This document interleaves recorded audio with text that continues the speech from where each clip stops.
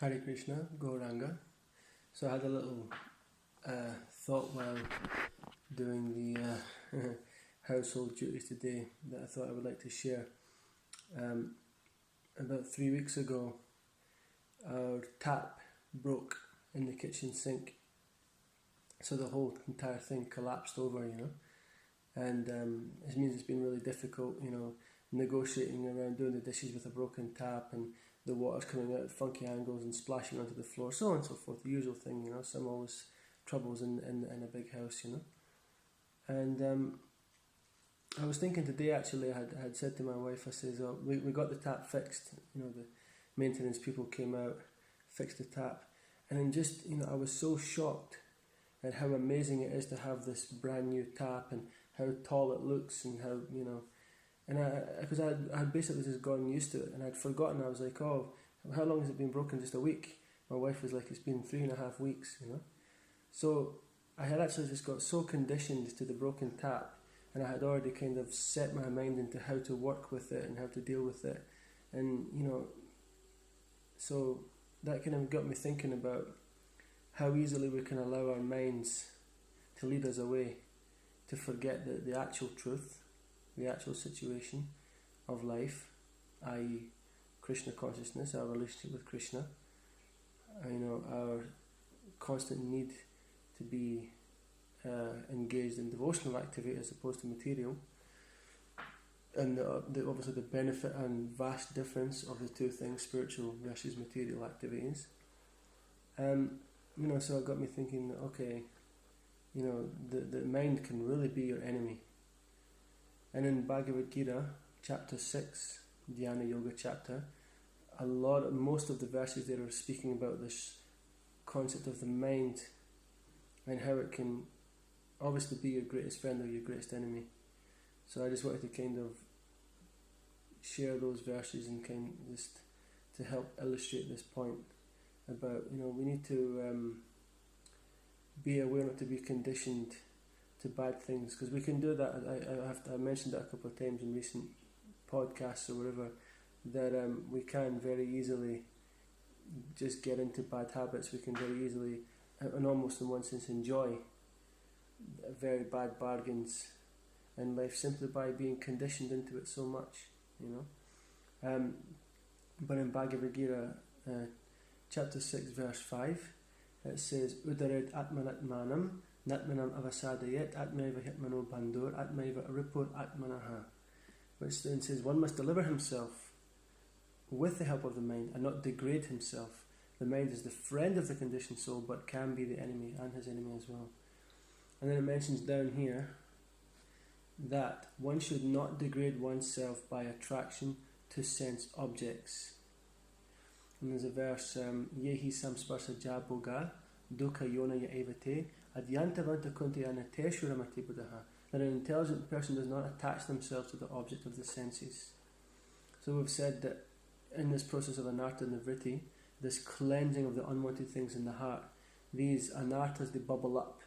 If you can imagine a glass of milk, this is the classic example that Srila Prabhupada gave.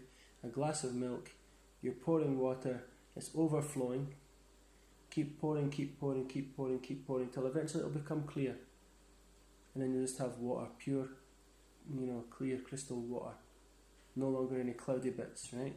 So this is us as the Atma. We're clouded by material conditioning, and we've allowed ourselves to be led off. We've accepted the bad bargain, and we've took it as the normality. So, and we've completely forgotten. We've forgotten that there ever was any problem. And obviously we were trying to get enjoyment out of it. One senior devotee, he used to make that point that if you're skydiving out of an aeroplane and you're free falling, so the initial rush was there when you jumped. You're doing something that you shouldn't be doing. You're enjoying the material world, so there is some pleasure there. There's some taste. We have said that there is some taste there. You've jumped out, what an amazing rush. But once you're falling, that's it. What can you do? You just have to fall and wait till you eventually come to the earth. So you try to do a couple of flips and a few spins just to catch that pleasure even more. Because every time you exhaust it, you have to try. And one thing about the material world is you have to try harder and harder. in more elaborate ways and more sinful ways to get more pleasure. Now, of course, I'm not saying that in spiritual life you don't have to try hard to get the spiritual pleasure. Of course you do. We have to endeavour. We said endeavour with great enthusiasm in Krishna consciousness. But the best way to disentangle oneself is to always engage the mind in a Krishna conscious activity. And we know that the best Krishna conscious activity is none other than chanting Hare Krishna, Krishna Krishna, Hare Hare, Hare Rama, Rama Rama, Hare Hare. We know again, we said this point, Cheto Darpana Marjanam, the cleansing of the mirror of the heart. And also here in 9.14, it's saying, in 9.14 Bhagavad Gita, Satatam Kirtayantumam, Yatantascha Dridavataha, Namashantascha Mam Bhaktya, Nitya Yukta Upashiti, always chanting my glories, endeavouring with great determination, bowing down before me, these great souls perpetually worship me with devotion. So even the advanced devotees, constantly bowing down to the dairy form, to the pictures of their spiritual master, constantly taking, bath in the holy places, travelling, preaching, engaging themselves in Krishna conscious activities. They want it so intensely, they desire it so much, because they don't want to allow, even for a second, for their minds to wander off or their conditioning to become complacent. I had one wonderful class by His Holiness Radhanath Swami. He was speaking to the brahmacharis of the Chirupati temple, and he was saying that if we go into autopilot in our spiritual life, eventually we'll just autopilot off, we'll just drift off, And there's a funny story about that actually, that there was one woman in America, she got one of these big massive motorhomes, and obviously the motorhome has autopilot. Now she understood that autopilot meant that the motorhome would drive itself, so she puts it onto autopilot on the motorway, jumps off back into the kitchen of the motorhome and starts cooking away happily. Now naturally, of course, the car didn't maintain itself for very long, and it veered off and crashed off into some verge or whatever it is, crashed off in the road, So our spiritual life can very quickly be like that if we become complacent.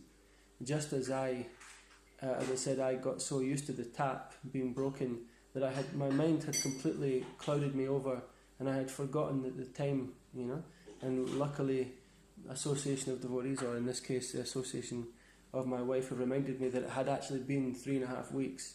I was able to clearly see, there was a point where the tap was actually good and can be in a better state.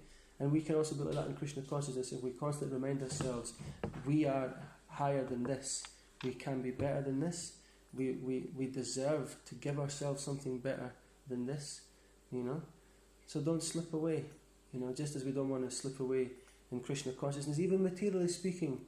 Give yourself the best.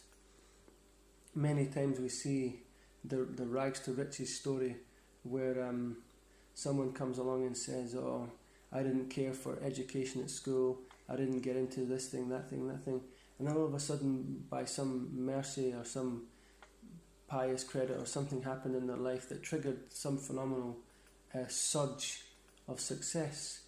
And then what's the first thing they do? They say to all the kids, stay in school, get into your sports, be good with your parents, get a good job, get a good thing, you save up your money. Because they know that's the higher thing. Even materially, that's the higher thing, that's the better thing to do than the other options, So in Krishna consciousness, we've got to fight that battle with the mind so it doesn't pull us off, And another one, the verse that comes after that, 6.5, so there's 6.6 Bhagavad Gita, says, Bandhu atmanat manastasya yanat maivatmana jitaha anatmanastu satrudve vartitat maiva satruvat. For him who has conquered the mind is the best of friends, but for one who has failed to do so, his mind will remain the greatest enemy. So same as the previous verse, it can very quickly become your friend if you can get it on board, if you can focus it by good chanting, good hearing, then the mind can help you.